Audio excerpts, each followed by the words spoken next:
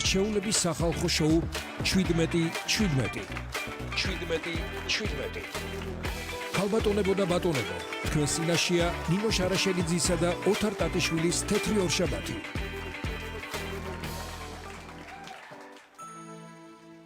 მოგესალმებით ბატონო ოთარ. მოგესალმებით ქალბატონ ნინო, მივესალმებით ჩვენს ერთგულ მაყურებელს, რომელიც მთელი წლის მაყურებელსაც მსმენელს, ხო, მსმენელს მაყურებელს. თქვენ გამოყოლილი მაქვს, ხო, დღეს ტელეეთერი მქონდა და გამოყოლილი მაქვს. თუმცა ჩვენი მსმენელი მაყურებელიც არის, იმიტომ რომ ჩვენი ყურება შეიძლება ლაივ რეჟიმში, ხო?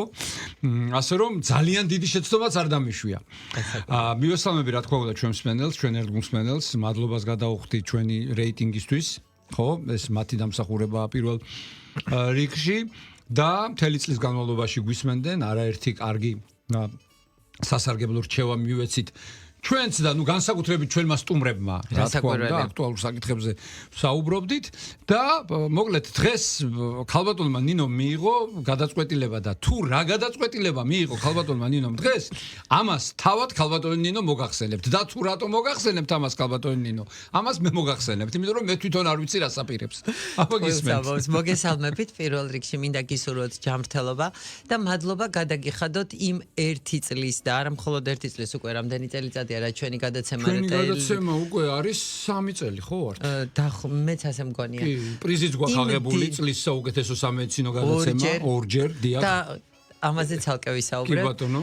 მინდა მადლობა გადაგიხადოთ იმ დროისთვის, რომელიც ჩვენი გადაცემის მოსმენის და ყურებისთვის გამონახეთ. მინდა გითხრათ, რომ მთელი სულით და გულით ვცდილობდით, რომ როგორმე გაგვეკეთებია სასარგებლო საქმე, ისეთი რომელიც გამოგადგებოდა თელს ჩვენს ერს. ჩვენი გადაცემები შინაარსი მდგომარეობდა მხოლოდ იმაში, რომ როგორმე აგვემაღლებინა ადამიანების ცნობიერების დონე იმ თვალსაზრისით, რომ მათ ესწავლათ ამა თუ იმ დაავადების გამოცნობა და ესწავლათ თუ როდის უნდა მიემართათ ექიმისთვის. გქონდა ძალიან ბევრი საინტერესო ეთერი, ყავდა ძალიან ბევრი საინტერესო სტუმარი. ხშირად საუბრობდით ისეთ მნიშვნელოვან თემებზე, როგორიც არის მაგალითად ძუძუს კიბოს ცნობიერების ამაღლების დღეს, როგორიც არის მაგალითად საშვილოსნოს კიბოს ცნობიერების ამაღლების დღე და ეს გადაცემები ემსახურებოდა მხოლოდ და მხოლოდ შემეცნებითი ხასიათის იყო მარტივად რა ვთქვათ, ხო ბატონო? რა თქმა უნდა, ბევრი რაღაც, ანუ ცნობიერების ამაღლება თქვენ სწორად ბრძანეთ ქალბატონო ნინო და ძალიან ბევრ პათოლოგიაზე ვსაუბრობდით და ძირითადად მივდიოდით ერთ პოსტულატამდე, ერთ სიმართლემდე, ერთ ობიექტურ ჭეშმარიტებამდე, ხო, რომ განაჩენი არ არის დიაგნოზი, ნებისმიერი დიაგნოზი. ხო, მით უმეტეს დროულად დასმული დიაგნოზი, არ უნდა იყოს სტიგმა, ხო, არ უნდა გვცხვენოდეს ამაზე საუბარი, იმიტომ რომ დაავადება არის ესეთი რამე ნებისმიერი, რომელიც ჯვარი გწერია მართლა, მაგრამ ნებისმიერ ადამიანს შეიძლება დაემართოს, მათ შორის ჩვენც ექიმებსაც, ხო? ასე რომ არ არის სირცხვილი და უშუალოდ იმაზე საუბარი, თუ ვინმეს რამე პათოლოგია აქვს, ეს იქნება ქრონიკული თუ მწვავე, არ აქვს მნიშვნელობა. ანუ მე რატომღაც გონია, რომ ამასაც მივაჩვიეთ ჩვენი მსმენელი, რომ ხმამაღლა შეიძლება ყველაფერზე საუბარი და რითიც დავიწყე, რა თქმა უნდა, ანუ პრევენცია, სკრინინგი. აი სკრინინგი ძალიან მნიშვნელოვანი იყო. საერთოდ ზოგადად მედიცინა ერთ-ერთი განსაკუთრებული დარგია, სადაც უზარმაზარი როლი ენიჭება პაციენტის და ექიმის ერთსულოვანი ჩართულობა ამ დაავადებასთან ბრძოლაში და ძალიან მნიშვნელოვანია ყველა იმ რგოლის წარმატებით გადალახვა, რომელმაც შეიძლება საბოლოო დიაგნოზამდე მიგვიყვანოს, რომელსაც შემდგომში მოყვება სათანადო მკურნალობა. პირველი რასაკვირველია დამოკიდებულია თავად პაციენტზე, რომელმაც ზუსტად უნდა ამოიცნოს ის თუ არც თუ ისე შემაწეხვებელი კლინიკური ჩივილები, რომელიც შესაძლებელია საკმაოდ სერიოზული დაავადების წინამორბედი იყოს. რამდენი შეხვედრა გქონდა მაგალითად შაქრიან დიაბეტზე. რამდენი ვისაუბრეთ რა ასაკში შეიძლება დაგვემართოს, რა არის მისი გამოვლინება, სრულიად უმიზეზოდ შეიძლება შემთხვევით აღმოვაჩინოთ ესა თუ ის დაავადება. ხო, გენეტიკური ფაქტორი იყოს და უშუალოდ დატვირთული გენეტიკა იყოს, მაგრამ მაინც ელემენტარულმა სტრესმა შეიძლება გამოიწვიოს, ხო, შაქრიანი დიაბეტი. გამოავლინოს, ასე ვთქვათ. გამოავლინოს მოწმენდილცაზე. რამდენი სახის შაქრიანი დიაბეტი არსებობს კონკრეტულად, რომელი ფორმა რა ასაკში შეიძლება რომ ადამიანს დაემართოს, როგორი უნდა იყოს მშობლების ცნობიერების დონე, რომ ამოიცნონ ესა თუ ის დაავადება. სხვათა შორის ზუსტად წინა კვირას ჰქონდა ძალიან საინტერესო შეხვედრა ენდოკრინოლოგთან, რომელმაც სწორედ ამ თემაზე ისაუბრა. ჩვენ ბევრი ვისაუბრეთ ჭარბწონაზე და ვთქვით, რომ ეს არის ერთ-ერთი სერიოზული დაავადება, რომელმაც შეიძლება სხვა მნიშვნელოვანი დაავადებების რისკი იყოს. იგივე შაქრიანი დიაბეტის. შაქრიანი დიაბეტის, გულსიზარღვთა უკმარისობების. ქონდა ძალიან საინტერესო გადაცემა, როგორ უნდა ამოვიცნოთ ინსულტი. და რა სახის დახმარება უნდა გაუწიოთ პაციენტს, რამდენად მნიშვნელოვანია ასეთ პაციენტთან ურთიერთობის დროს გარემო საზოგადოება, გარემოცული, რომელიც დროზე მიყვანს მასწავლებლობას დაუბრუნდები ერთი ნაბიჯით უკან წავალ ხალბატონინო და ძალიან ბევრი ვიბრძოლეთ იმისთვის ჩვენ უფრო ნაკლებად, უფრო ჩვენმა სტუმრებმა, ხო, ვინც ამ პათოლოგიას ებრძვის, რომ ეს არ ნიშნავს აპრიორში ბარიატრიული ოპერაციის გაკეთებას, ხო? ანუ იყო პერიოდი, როდესაც ყველას უკეთებდა ბარიატრიას. ხო მეთანხმებით ამაზე, ხო? თუ არა და უცხოეთში მიდიოდნენ, ხო, მაგრამ ახლა უკვე თვითონ ბარიატრიული ქირურგები თვითონ მოუწოდებენ, ანუ ჩვენება უნდა იყოს, ხო? ამ ესეც ვასწავლეთ ჩვენ მსმენელს, რომ შეიძლება ელემენტარული დაუშვათ ნუტრიციოლოგის კონსულტაციით და დიეტით მოგვარდეს ჭარბწონიანობა, ხო? ანუ ყველა საოპერაციო არ არის. ხო მეთანხმებით ამაში, ხო? მნიშვნელოვნად, რა თქმა უნდა. ანუ თქვენ როგორც მივხვდით ამ ჩანაფიქრისას თქვი რომ ესთეტიური სილამაზე არ არის მხოლოდ ბარიატრიული ქირურგიის გამოსავალი შემთხვევათა მაღალ პროცენტში ეს არის პირდაპირი ჩვენება ამა თუ იმ ადამიანის სიცოცხლის გადასარჩენა. თქვენ რომ ძალიან საზღვარგარეთ მიდიოდნენ სამკურნალოთო მე მინდა გითხრათ რომ ძალიან ბევრი პაციენტი ვიცი რომელიც საზღვარგარეთიდან საქართველოში მოდის ახლა ამ ქირურგიული ჩარების დასაკეთებლად ეს ძალიან მნიშვნელოვანია. შეგვიძლია დავემშვიდობოთ ჩვენ თანამშრომლებს წესრებით და ბარიატრიული ქირურგია საერთოდ მე მგონია გადატრიალება მოახდინა ენდოკრინოლოგიაშიც. ჩვენ გვყავდა სწორედ ენდოკრინოლოგები, რომლებიც გვიხსნიდნენ თუ როგორ ხდება პაციენტების დატრიაჟება და როგორი შემთხვევებია, რომლის დროსაც ბარიატრიული ქირურგია ეს არის პირდაპირი ჩვენება მათი ჯანმრთელობის და სიცოცხლის გადასარჩენად. კი ბატონო, ფარისებურ ჯირკვალზე ქონდა სერიოზული გადაცემა, სადაც თან როგორ ქონდა, რომ კომპლექსურად, ანუ საუბრობდა ენდოკრინოლოგი, საუბრობდა რადიოლოგიც, ხო? ანუ ორივე ერთად ყავდა სტუმრად და ანუ ყავდა ენდოკრინოლოგი და ქირურგი. ენდოკრინოლოგი და ქირურგი, კი ბატონო, რომ და აქაც რო ის რომ ადენოკარცინომა მაგალითად არ არის განაჩენი ამ შემთხვევაში და არსებობს მკურნალობის მეთოდი, ანუ დროულად აღმოჩენას აქაც მნიშვნელობა აქვს, რომელიც პრაქტიკულად აი 100%-ით განიკურნება, ხო?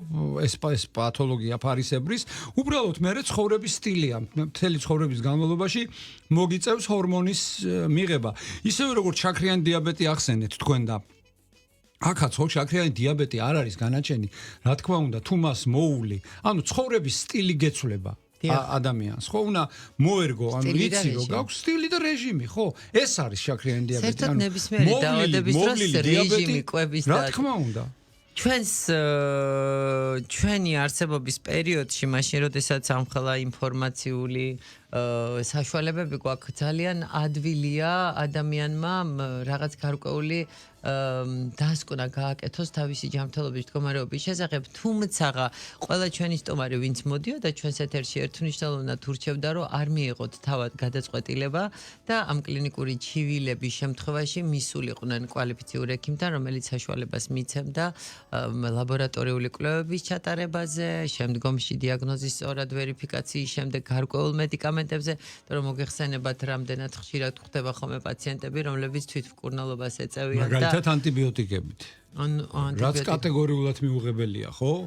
მე შემიძლია გითხრა სრული პასუხისმგებლობით, რომ შემთხვევათა ნახევარი მაინც ჩვენთან სისხლნაკლებობით გემოგლობინი როდესაც დაბალია, მოდის ჩვენთან გემოგლობინის წამლებდალეული, ხო, რას ნიშნავს გემოგლობინის წამალი შემთხვევათა მაღალ პროცენტში რკინის შემცველი პრეპარატებია, თუმცა ამ პაციენტების დიდ ნაწილს საერთოდ არ ჭირდება რკინის პრეპარატი.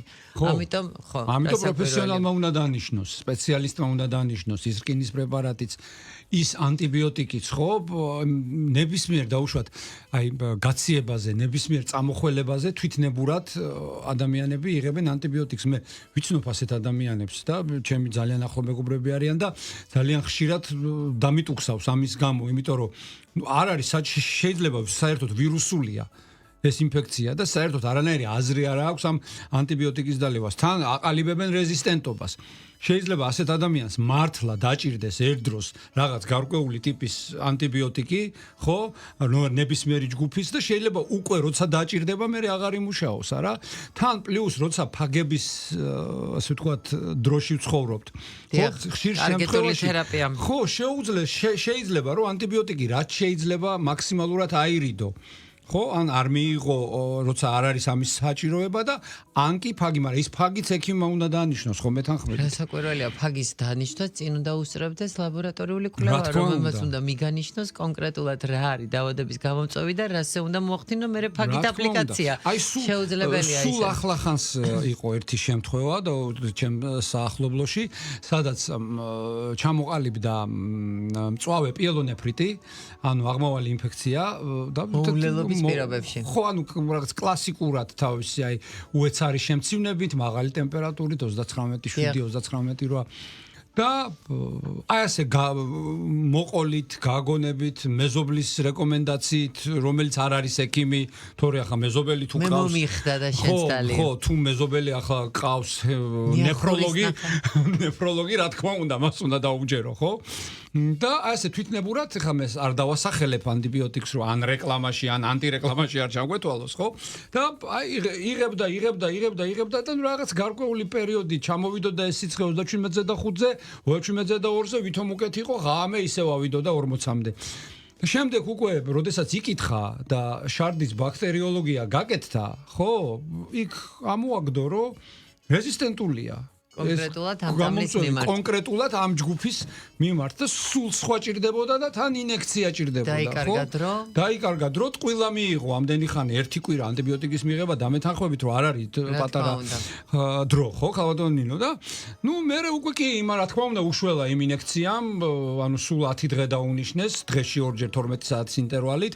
იმის სახელსაც არ დავასახელებ, ის ანტიბიოტიკიც კარგია, რასაც ვსვავდა, მაგრამ იმას თავის დანიშნულება აქვს, ცუდი კი არ არის, მაგრამ იმას თავის ჩვენება აქვს და იმას სხვა რაღაცაზე ნიშნავენ, ხო? თან ეხლა ისე გაღრმავდა კვლევები, ხო მეთანხმებით ახლა მით უმეტეს თქვენ ისე ყველაზე მეტად ალბათ, აი თუ კი ვინმე დამოკიდებულია აი ამ ღრმა კვლევებზე, ჰემატოლოგები ხართ, ხო? აი ონკოლოგია ზოგადად, ხო, აი დეტალურად რომ თითოეულ მონოციტს რო ითვლით სისხლში, ხო ესეა, ხო? და თრომბოციტს რო ითვლით და ლეიკოციტს რო ითვლით და არის ამის საშუალება. ეხლა ელემენტარული ერთი სისხლის აღებით შეიძლება ძალიან ბევრი ინფორმაცია მიიღო და სპეციალისტი დაგინიშნავს, შეიძლება ერთი პრეპარატი დაგინიშნოს მხოლოდ ერთი კვირის განმავლობაში და ადამიანი ჩვეულებრივად მოსწავლება. არ შეიძლება თვითნებურად. ეხლა გავიგე თავი მტკივა და დამოყუჩებელი დავლი კი ბატონო ეს მოსულა. ერთხელ, ორჯერ, მაგრამ ეს თავი თუ გტკივა მთელი თვის განმავლობაში აუცილებლად ნევროლოგთან უნდა მიხვიდე. მუდია ხო ესეთი უმტკივნეულო ჩივილი რაც ყველა ჩვენგანს ქონია თავის ტკივილი შეიძლება იყოს ძალიან სერიოზული დაავადების გამოძახილი რომელსაც ჭირდებოდეს ძალიან სერიოზული ძალიან სერიოზული კლინიკური ჩივილი იყოს მაგალითად ის იყოს გაიმორიტის ეს იყოს საკუთრივ თავის ტვინში რაიმე სხვა პროცესი შეიძლება იყოს სიზარღვოვანი კი ბატონო სამდენა რომელსაც უამრავი მიზეზი შეიძლება ქონდეს ერთ-ერთი დამამახსოვრებელი გადაცემა ქონდა კეთილთვისებიან თავბრუსხვევაზე გაიხარეთ მე თვითონ მქონდა ეს თავბრუსხვევა სხვათა შორის ძალიან ხშირად სარგებლობდით თქვენ ჩვენთან მოსული სტუმრები ექიმების კი მე ვიტყვი ხალბატონი ეკატერინე ხარხელი რომელიც ჩემი მკურნალი ექიმი გახლავთ და ანუ მქონდა სხვა შორის ნინო მირჩია რომ იმიტომ რომ ხა მეც ნევროლოგიასთან ასე ჩავლილი არ ვარ ხო ანუ კარგად ვარ ნევროლოგიასთან იცით თქვენ ამის შესახებ და ნევროლოგებსაც ბევრს ვიცნობ ჩემს გარშემო და ნუ დამენიშნეს პრეპარატები გამსინჯეს კარგად დეტალურად დანიშნეს პრეპარატები ნუ რაღაც პერიოდი მქონდა რემისია მაგრამ პერიოდულად ეს ჩემი თავბრუსხვევა მაინც თავს იჩენდა ხოლმე და ნუ მე მივედი უშუალოდ ნეიროტოლოგთან, ვისაც ეს ეხება, ჩვენი სტუმარი იყო ქალბატონი ეკატერინე ხარხელი და ისეთი დიაგნოზი დამისვა ექიმი ვარ, კაცი დაუბერდი და მგონია რომ ყველაფერი ვიცი და ვესტიბულური შაკიკი თუ არსებობდა, მე მგონი თქვენ მითხარით. სირცხილი თქვენი ბატონათა. სხვადასხვა მე დაგისვი დიაგნოზი. იცი რა, მუცლის შაკიკი გამიგია.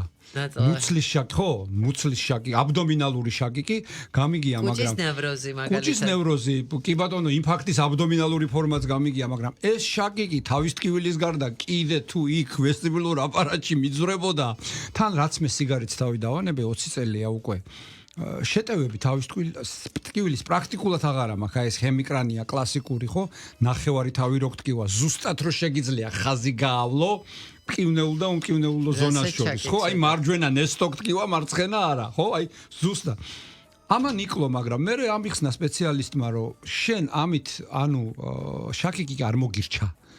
შენ ტკივილები აღარ გაქვს, მაგრამ ეს შენი შაკიკი, რომელიც გააქვს დაბადებიდან ქრონიკულად ახლა გადავიდა ვესტიბულურ სისტემაზე. თორე ხომ მთელი ცხოვრება მე შემეძლო დამელია მაგალითად კალცი ბლოკატორები, მესვა, ნუ და არაფერი, ხო? მაგრამ აი უცებ მივედი პროფესიონალთან და აღმოჩნდა რომ საერთოდ არ მჭირდება ეს კალცი ბლოკატორი. და რამოდენიმე ვარჯიში, სპეციფიური ვარჯიში და ერთადერთი პრეპარატი, რომლის სახელსაც არ დავასახელებ, რეკლამაში ვარ ჩაგვეთვალოს და აი ესე ნელ-ნელა და ვარ ახლა ბედნიერი ქალბატონი ეკატერინას დამსახურებით. მე და ჩემი დასმული დიაგნოზი. არა, პირველი შენ მითხარი ვაღიარებ, რომ შენო ვესტიბულური შაკიკი გაქვს ნამდვილად, მაგრამო აი ნახეთ, პროფესორი ქალია და მაინც მითხრა რომ წადი მაინც და ეჩვენე ნეიროოტოლოგსო, მაგრამ მე გონია რომ ეს გაქო. ქალბატონინო, მე თქვენ გაღიარებთ და თქვენ ჩემი სისხლით მოაწესრიგეთ თქვათა შორის.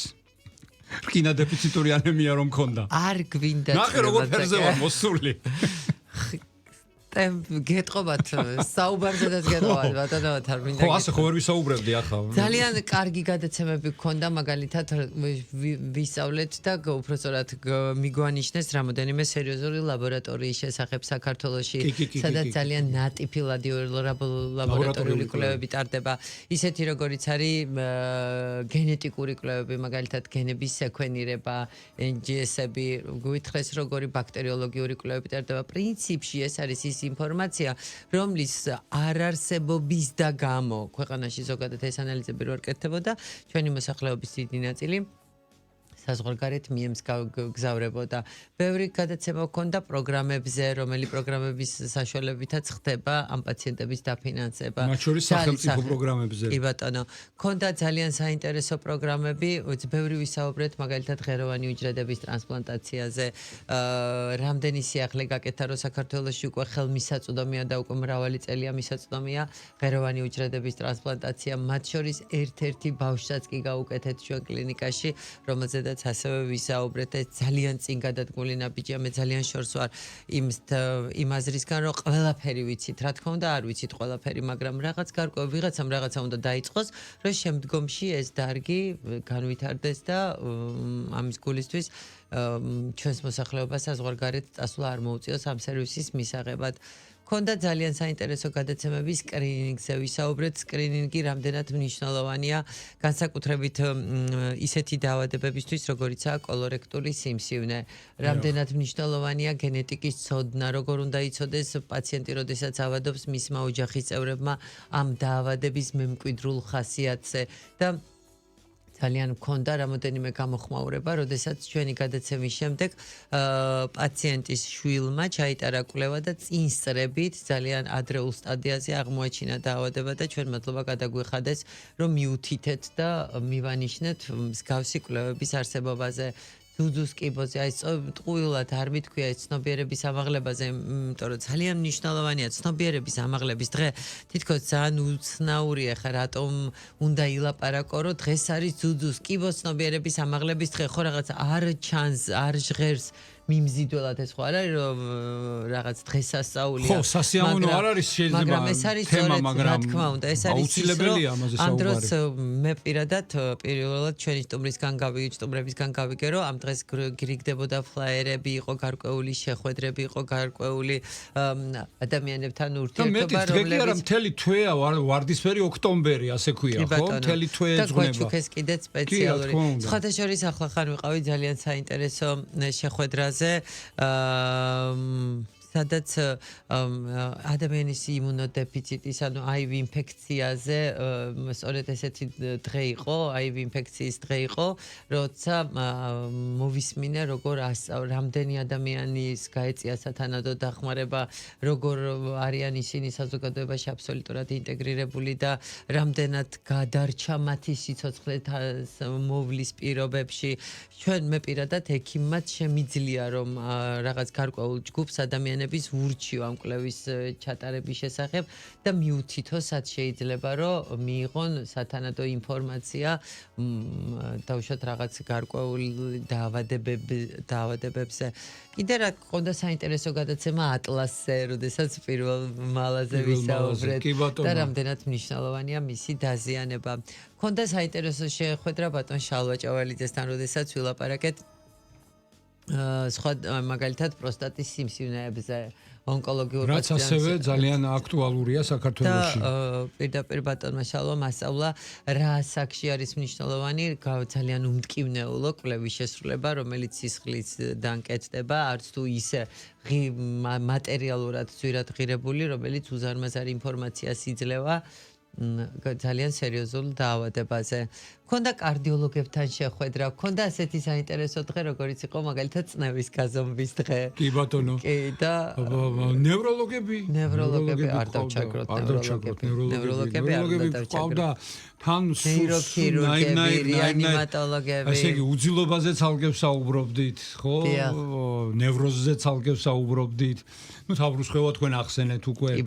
აქ ერთად არიან ნევროლოგები და ნეირორეაბილიტოლოგები ყავდა ძალიან საინტერესო გვესაუბრეთ სპეციალური დაწესებულება, სადაც სენსორული მოტორიკის მოშლაზე იყო თუ არ ვცდები ხო, სწორედ რაღაც ნეირორეაბილიტაციაზე. კი ბატონო, რამდენი საინტერესო გადაცემა დაგვიგონდა ესე ბატონო. კიდე ეხლა ახსენდება პლუს ამას, ხო, ფარმაცევტული კომპანიები მოდიან ჩვენთან. ჩუპაჩუპსები ჩვენი საყვარელი, ხო? ეგრეთ წოდებული. ხო, გვაცნობენ ანუ სიახლეებს, რა სიახლეა აქციების შესახებ, ხო, რა აქციები ტარდება. ყველა მათგანი ამავდროულად ამბობს, რომ კი, რა თქმა უნდა, აქებს თავის პროდუქციას, მაგრამ ყველა ამბობს ისევ და ისევ იქ მივდივარ, რომ ექიმთან კონსულტაციის შემდეგ დოზირება, ხანგრძლივობა, ეს ყველაფერი უნდა დანიშნოს პროფესიონალმა ექიმმა. ძალიან საინტერესო შეხვედრა ჰქონდა ნეფროლოგებთან. გახსოვთ, აი ცირკმლის ტრანსპლანტაციაზე სწორედ და ქაბატონი თამარ კასრაძე და ღლონტი ყავდა ირაკლის თუმრად მახსოვს კარგად, როდესაც ვისაუბრეთ თითქოს და უმტკივნეულო წამალზე, აი როგორიც არის მაგალითად ანთების საწინააღმდეგო არასტეროიდი, ყველაფრისთვის რო იყენებენ განსაკუთრებით მოხუცე სახსარი მეტკინა, თავი მეტკინა და სიცხემამიწია და რა ხშირად ხდება თირკმლის მწვავე უკმარისობის მიზეზი და რატომ არ შეიძლება ამ წამლების ასე ხელაღებით ამ გამოყენება. Ქონდა გადაცემა ოფთალმოლოგებთან ქონდა შეხვედრა, ძალიან საინტერესო, რევმატოლოგებთან დავამახსოვრებელი გადაცემა იყო. ძალიან რევმატოლოგია საინტერესო თემაა ზოგადად. გახსოვთ, ქონდა ასეთი შემთხვევა. მყავდა ჰემატოლოგი ვიყავი მე, მყავდა რევმატოლოგი და ოფთალმოლოგი და სამივე დაავადების ერთდროულად მთელი ჩვენი სამივე ეს ჩემი ერთ ჭრილში მთელი რიგი დაავადებების დროს, რომელსაც შეიძლება ქონდეს ანემია, შეიძლება ქონდეს თირკმლის უკმარისობა, სახსრების ტკივილი, ქონდეს მხედრე და ძალიან ბანალურად სწორედ ის შემთხვევა, რასაც ვიხილავდით, დაიწყო ოფთალმოლოგით, რომელთანაც მივიდა თვალის სიმშრალით, რომელმაც გაუკეთა ანალიზი და ნახა რომ იყო დაბალი გემოგლობინი მოხდა ჩემთან. მე ანამნეზის შეგროვებით კიდევ სხვა კლინიკური ჩივილები და ჩავრდეთ რევმატოლოგი და აღმოჩნდა რომ დიახ იქ იყო ძალიან საინტერესო დაავადება წითელი მგლურა, რომელიც მიდიოდა მთელი რიგი პრობლემებით, მათ შორის თავისი თვალის დაზიანებით, დაბალი ჰემოგლობინი, თირკმლის უკმარისობით და ასე შემდეგ. არ დაგვავიწყდეს და არ გამოგჩეს ხალბატონო ნინო ინფექციური პათოსნეულებები. რას მელაპარაკებით? თანას პანდემიის პერიოდში და ალერგოლოგები მათ შორის. ჩვენი ალერგოლოგები. ხო, მე ძალიან დამამახსოვრებელი გადაცემა იყო, არასდროს არ დამავიწყდება პანდემია რო იწყებოდა, არც მინდა მის გახსენება და მგონია რომ ის 3 წელიწადი საერთოდ არ იყო ჩემს ცხოვრებაში. ხო, რაღაცა უნდა დავამონტაჟოთ. ხო? გახსოვთ, აი სწორედ სანამ აი ჩაიკეტებოდა საზღვრები და ყველაფერი, მანამდე გვყავდა ზუსტად ბიძინა კოლუმბეკოვის სტუმრად. კი, როგორ არ მახსოვს. და ბატონი კახაჭელიძე გვყავდა სტუმრად კიდე და მაშინ ვისაუბრეთ და ვთქვით, რომ მე პირადად ჩემთვის თავს არ დამცემი იყო ეს ამბავი, იმიტომ რომ პირველად მაშინ გავათვითცნობიერე, რომ 2-3 წელი მაინც გაგრძელდებოდა და ვიფიქრე 2 წელი სულს რა მითან. ხო გაგრძელდა 2 წელი. ხო, მაგრამ ჩემთვის ეს 3 წელი ახლა ამ გადმოსახედიდან არ იყო, თითქოს 3 ბნელი დღე იყო. ხო, და რა ძალიან რთული იყო. ეთყობა ადამიანის ქვეცნობიერი ცდილობს რომ ის დაივიწყოს. ხო, კოვიდი აქტუალური თემა იყო ზოგადად. თან როგორ იყო, იცით რომ არა, აქტუალური კი არ იყო, ეს იყო თავზარდამცემი. თავზარდამცემი, მე ვამბობ გადაცემისთვის იყო ხო, აქტუალური. გადაცემისთვის და რატო ასაკურებელია. ნახეთ აი საით მივდივარ ნინო რომ მე უკვე დადგა ისეთ თემებზე ვსაუბრობდით აქამდე ჩვენი კოლეგებიც სხვა მედია საშუალებებში რაზეც სხვა დროს არასდროს არ უსაუბრიათ. აი რაც ჩვენ ახლა ჩამოვთვალეთ, ხო? ოფთალმოლოგია, ნეფროლოგია, ენდოკრინოლოგია, ნევროლოგია, ამ შემდეგ და შემდეგ ამას ყველაფერს უკვე განვიხილავდით კოვიდის ჭრილში.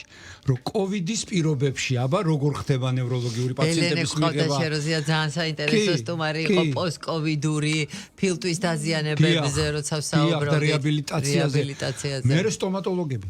ძალიან კი ბატონო, მასახის ქირურგები. მოგეხსენება ყველაზე გადამდები არის სტომატოლოგის პაციენტი, ხო?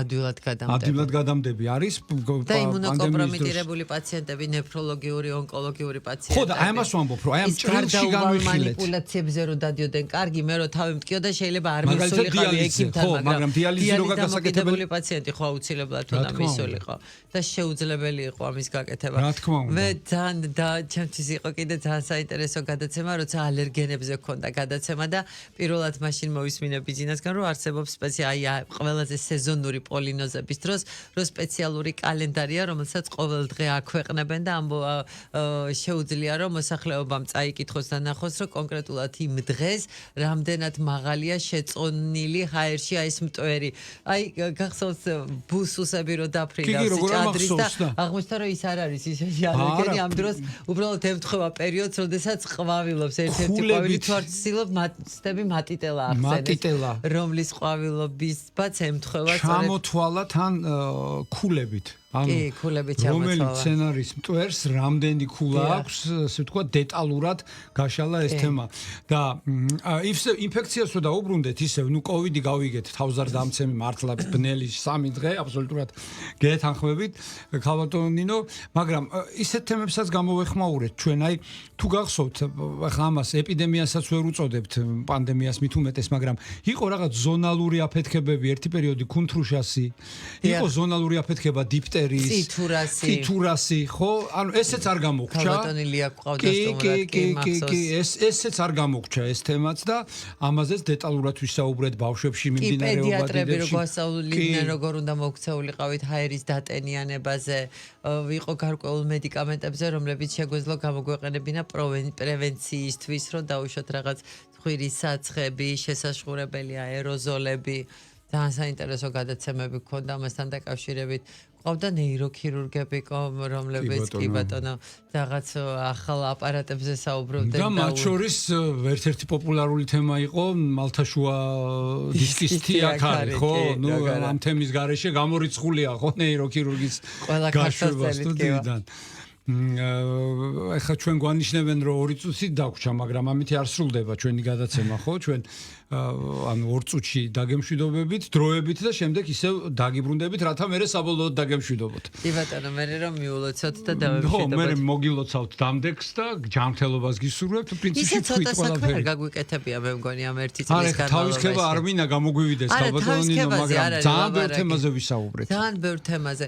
სხვათა შორის ჩემი მეგობრები მეუბნებიან ხოლმე რომ შენო ძალიან კარგად მოიწყო ცხოვრებაო. რაიმე საინტერესო რომ დაგაინტერესებს და დაგჭირდება პროფესიონალური სირჩევა პირდაპირ ტელეეთერში იწევ და იქ ესაუბრებიო და სხვათა შორის არ არის ეს ცუდი აზრი. ნამდვილად სულოცოდვილო მართლა ასე მიქცეოდი მთელ რიგში. თქვენ თვითონაც ნინო ხშირი სტუმარი ხართ სხვა ეთერების. აქ წამყვანი ხართ და მასპინძელი და სხვაგან მაგალითად ჩემთან ტელევიზიაში ხართ ნამყოფი. ძალიან პოპულარული თემა არის ანემია. ძალიან. ერთ-ერთი ყველაზე პოპულარული თემა ანემია. თუმცა მე რომ დამპატიჟებენ ხოლმე გადაცემაში, მე ქვეშ რაღაც ისეთ კომენტარებს ვიწერებ. რატო? ხო, ეგ კიდე სხვა მოვლენაა. კომენტარები ეგ უკვე სხვა ფსიქოლოგია და სხვა ფსიქიატრია, მე ვიტყოდი. ხოდაშორის ფსიქიატრები გვყავდა და ძალიან საინტერესო გადაცემა ჰქონდა, როდესაც ფსიქოლოგი გვყავდა, ფსიქოთერაპევტი გვყავდა სტუმრად, რომელმაც ძალიან საინტერესო გადაცემაზე ოთარ. დიახ, გისმენთ. როგორ არ მახსოვს? და რაღაც საინტერესო სტუმარი იყო იმ თვალსაზრისით, გარდა იმისა, რომ თვითონ იყო ძალიან საინტერესო ექიმი, უბრალოდ ექიმი არ იყო, ფსიქოთერაპევტი იყო და სულ პირველი წუთიდან ამას ამბობდა, რომ ჩემი მუშაობა არის შედეგიანი მხოლოდ და მხოლოდ მაშინ, როდესაც მე მუშაობ ექიმ სპეციალისტთან ერთად, რომელმაც ჩემზე უკეთესად იცის, როდის ჭირდება ამა თუ იმ პაციენტს კონკრეტულად ფსიქოთერაპევტის ჩართულობა. კარგი, რეკლამის დროა ახლა ჩვენთან, თუ არ გინდა რომ გააგვაგდონ, რეკლამის შემდეგ დაგიბრუნდებით, მოგილოცავთ დამდეგს.